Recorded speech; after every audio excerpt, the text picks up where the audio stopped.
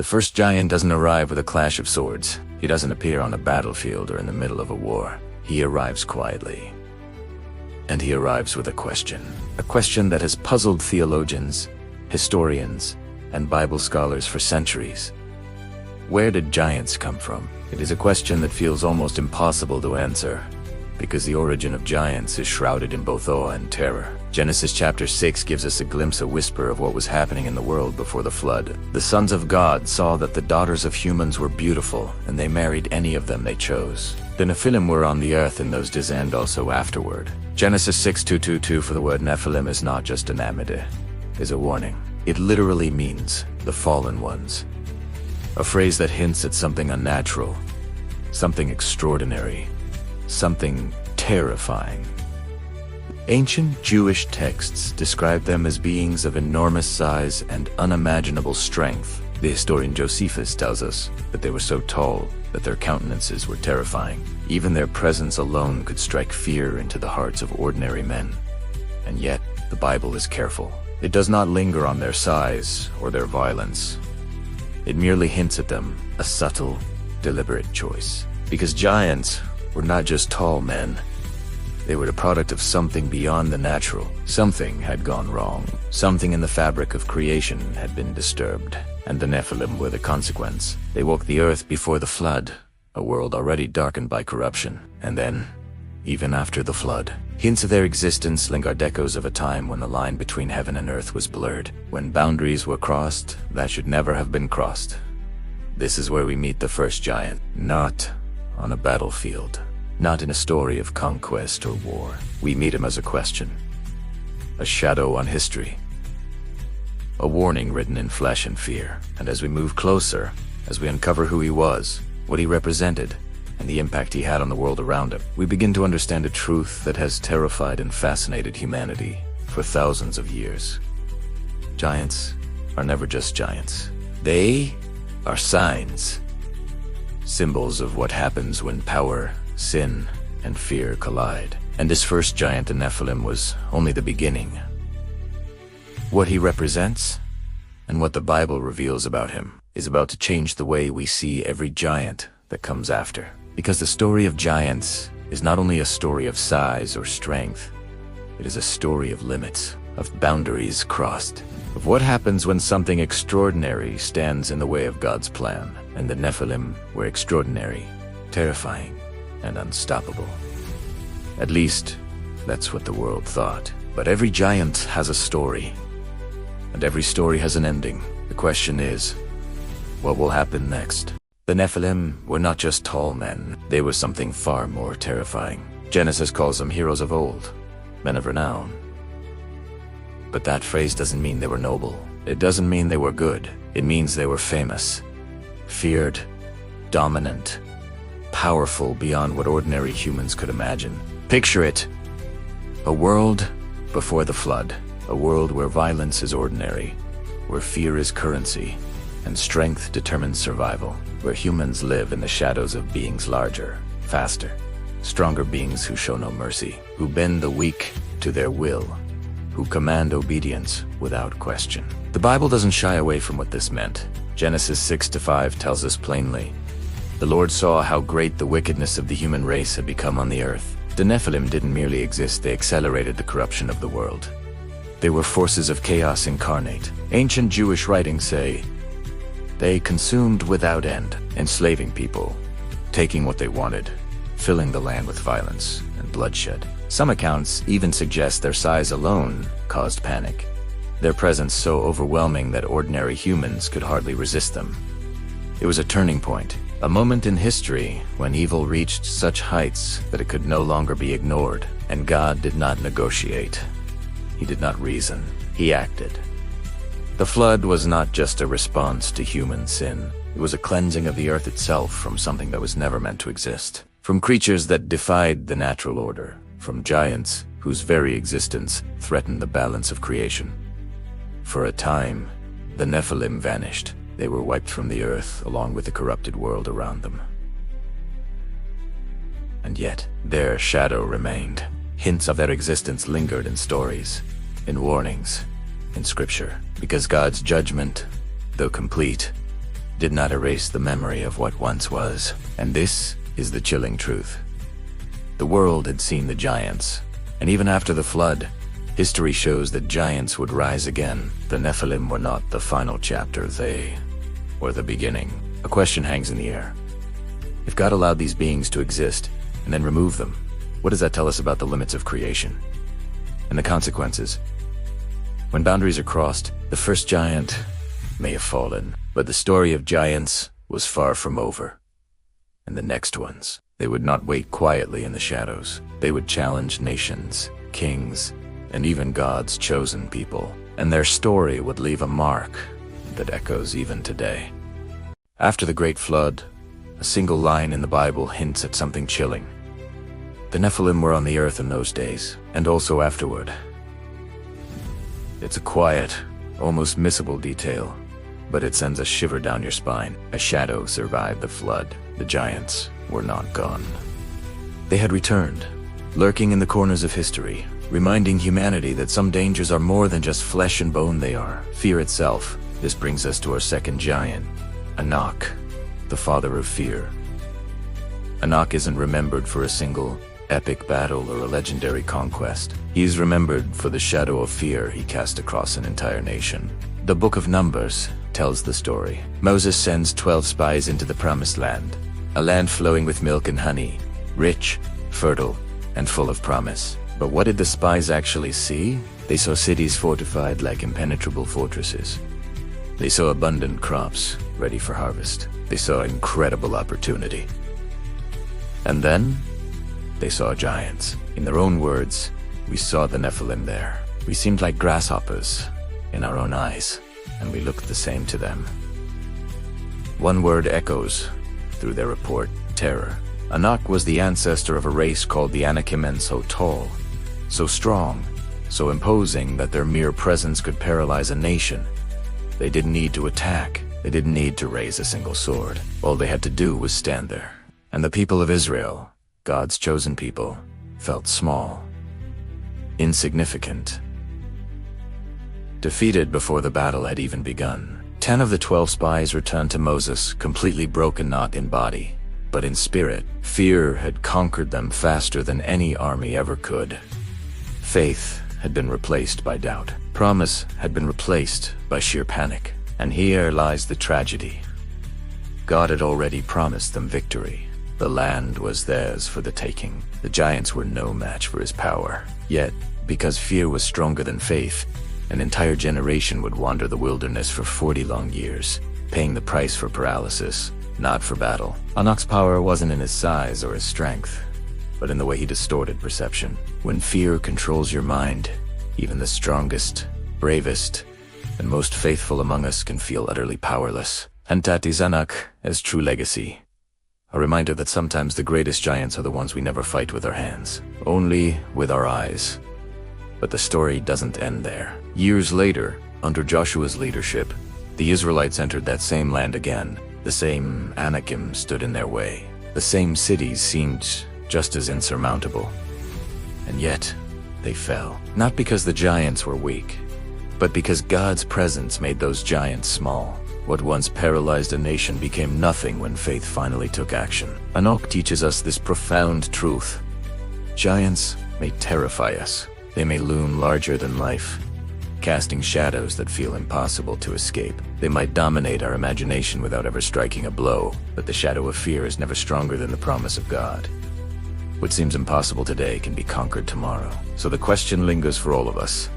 If Anak could intimidate an entire generation, what giants are standing in our own lives today? And will we let them rule us by fear? Or will we confront them in faith? But there was one giant whose story refuses to fade, whose name has echoed through sermons, songs, and stories. For thousands of years, a story so vivid, so personal, that it is etched into the memory of every generation.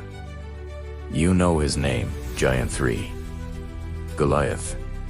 The champion of pride, Goliath of Gath, was not just a man, he was a fortress in flesh.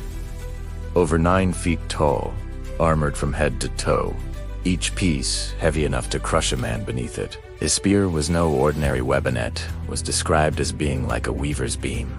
heavier than most soldiers could lift. For 40 days, he appeared before Israel. Not on the battlefield, not in the chaos of war, but standing alone, a living challenge, a living humiliation. "Choose a man and have him come down to me," he demanded. 1 Samuel 17-8. This was not combat. This was intimidation on a scale that few could comprehend. Goliath mocked Israel's army, but more than that, he mocked their God. Each day, each taunt, each step he took was designed to shrink courage to crusoe, to make fear take root in hearts that had been promised victory. And then, seemingly out of nowhere, a boy arrived, a shepherd, small, ordinary, unlikely. David did not see a giant. He did not see armor or spears or looming shadows. He saw a man defying the living God. "You come against me with sword and spear, but I come against you in the name of the Lord Almighty." Minus 1 Samuel 17:45, one stone, one swing, one moment, and the giant fell. But here is the twist that people often miss. Goliath did not fall because David was courageous.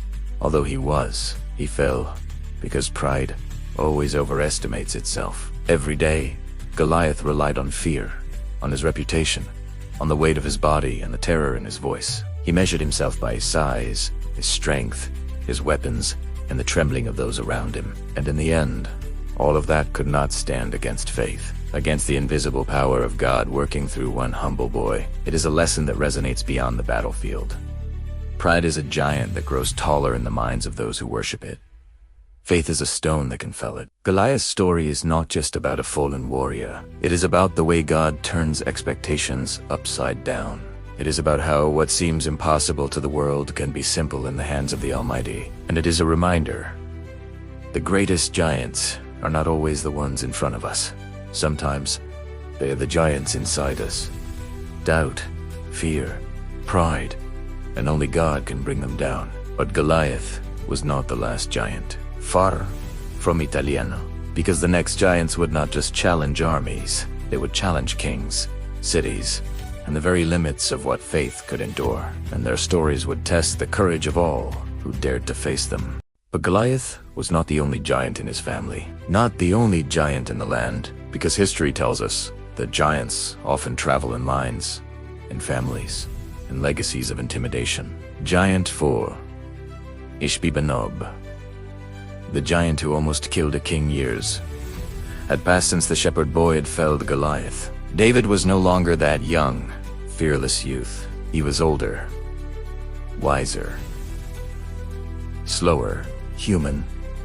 And yet, even a king like David, even a hero who had faced impossible odds, was not immune to the shadows giants cast. Though Samuel 21 tells us the story, a battle raged, and a giant stepped forward, one named Ishbi-Benob. He was not a footnote. He was a living reminder that danger does not fade with time, that threats can return, even when you think you are ready. David fought, but this time, he was exhausted. His arms were heavy, his reflexes slower. The giant struck with deadly force, and for a moment, the man who once killed a giant with a sling and a stoned a shepherd who became king was vulnerable. Death hung in the air. Only intervention from David's men saved him. They stepped between the king and the giant, giving their lives and strength to protect the man who had led them for decades. After that moment, a vow was made. You shall no longer go out with us. To battle Menos. 2 Samuel 21-17. Even the greatest of kings, even the mightiest of heroes have limits. Even the boldest of hearts need protection. Ishbi-Benob teaches us a truth that resonates far beyond the battlefield. Giants do not always come when we are at our strongest. They do not always challenge us in our prime. Sometimes, they arrive when we are tired, when our strength is diminished, when we think the battles are behind us, and that is when their presence is most terrifying. David survived. But the story of Ishbi-Benob is a warning. Heroism does not make one invincible. Courage does not erase vulnerability.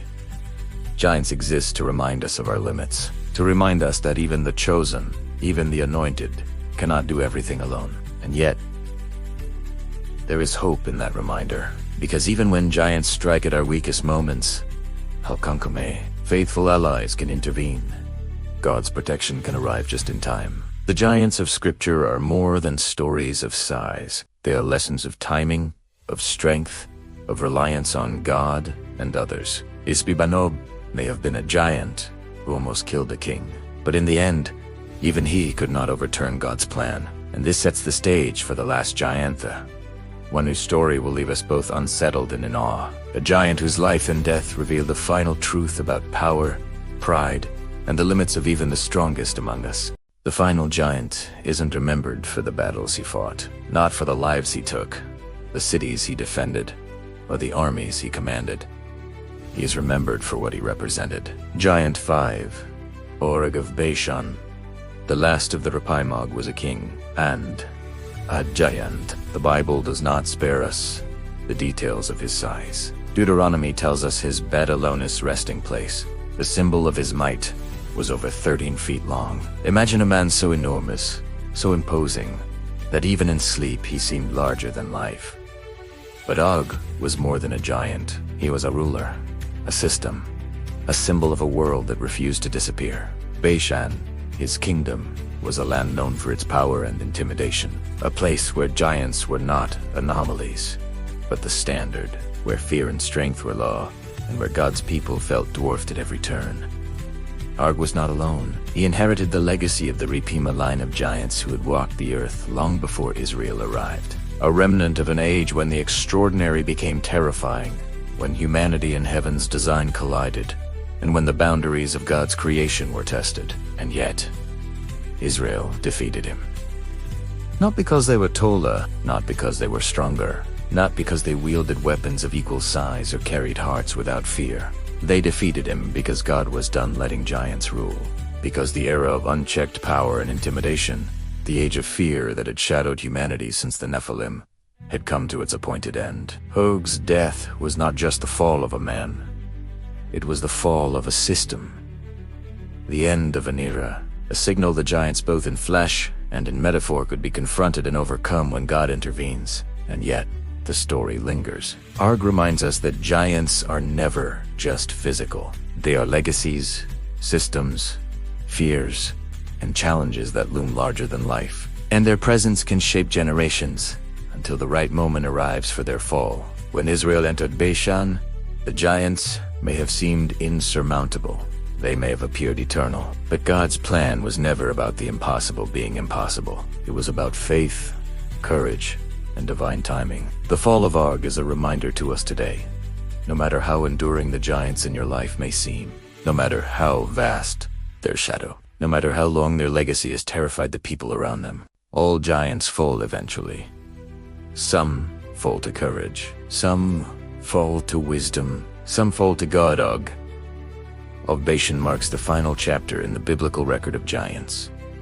The last Rephaim, the end of an era where fear, size, and pride dominated the earth. But even as giants fade from the pages of Scripture, their lessons remain. The Nephilim, Anak, Goliath, Isbi-Banob, and Og. Each teaches us something profound. Power alone does not last. Intimidation has limits. Pride can always be toppled, and faith, courage, and God's timing can bring down the mightiest of foes. The giants are gone, but the echoes of their stories remain. Echoes that whisper across the centuries, asking one final question. What giants are still standing in your life today? And are you ready to face them?